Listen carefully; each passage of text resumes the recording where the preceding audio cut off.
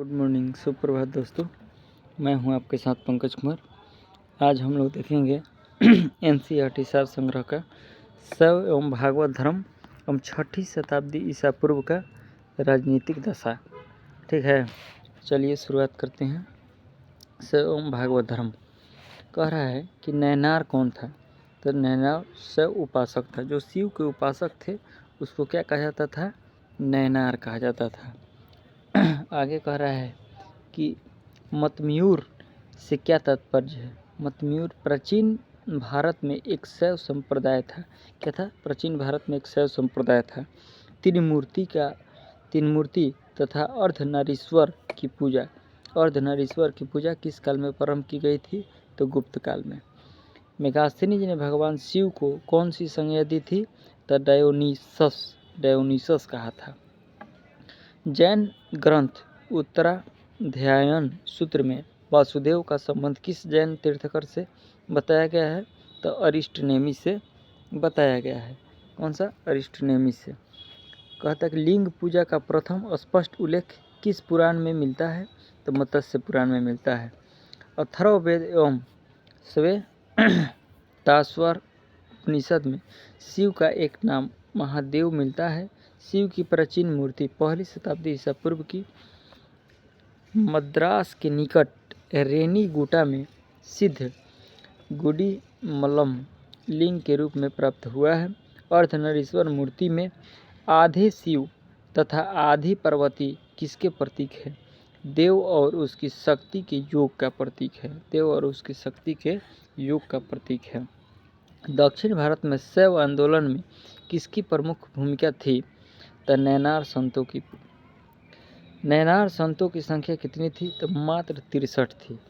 एक संप्रदाय के रूप में शैव धर्म का प्रारंभ किस काल में हुआ है? तो शुंग सातवाहन काल में हुआ है। आगे देखते हैं। कह रहा है कि प्रमुख दर्शन एवं प्रतिपादक। सांख्य दर्शन के प्रतिपादन कौन है? तो आधार ग्रंथ उसका क्या है?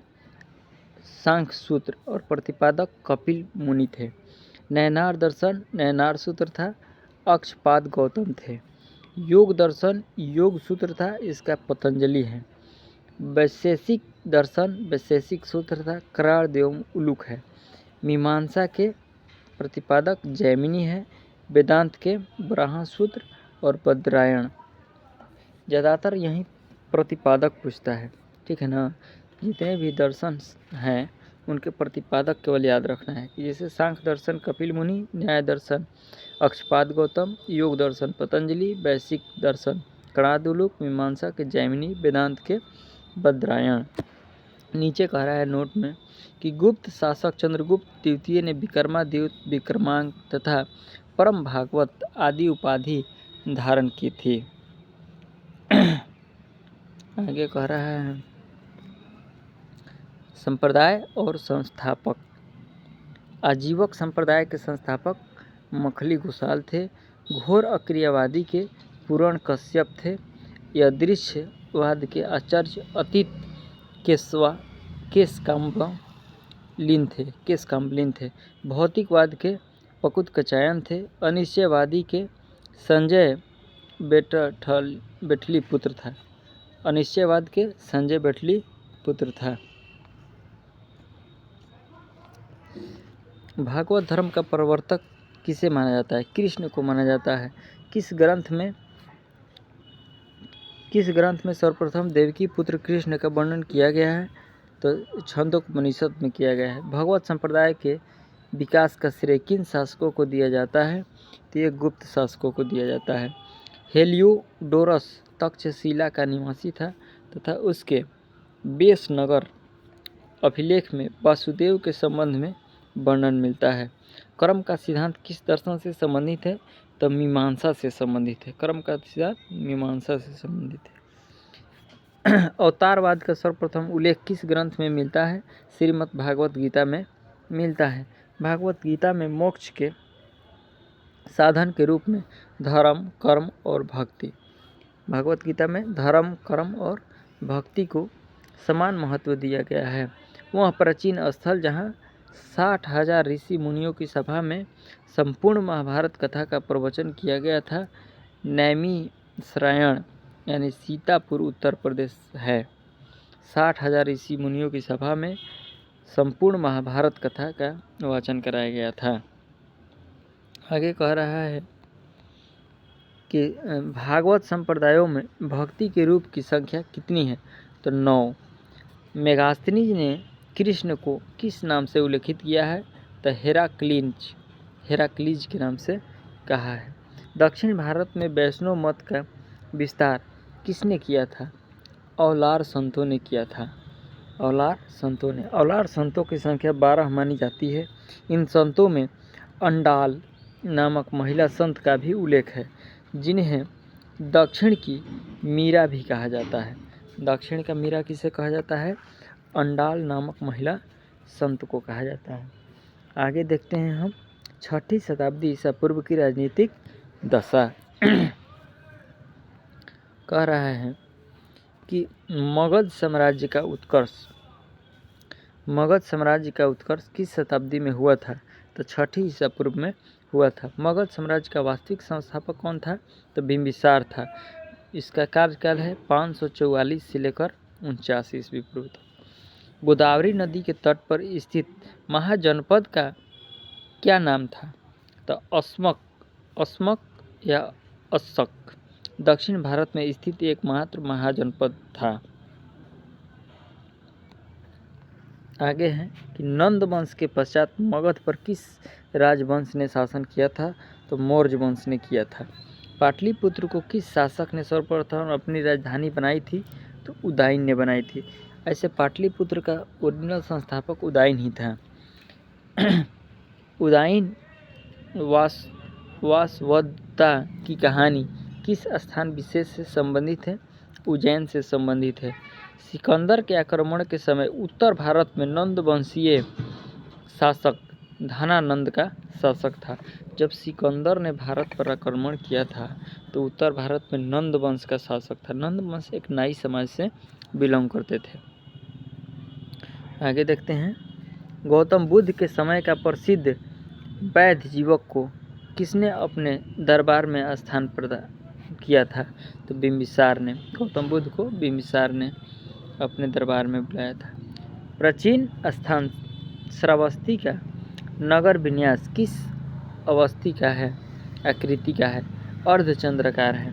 मगध के किस शासक ने राज्यारोहण के लिए अपने पिता की हत्या की और एवं स्वयं अपने पुत्र द्वारा मारा गया था? उसको अजातशत्रु कहा जाता है।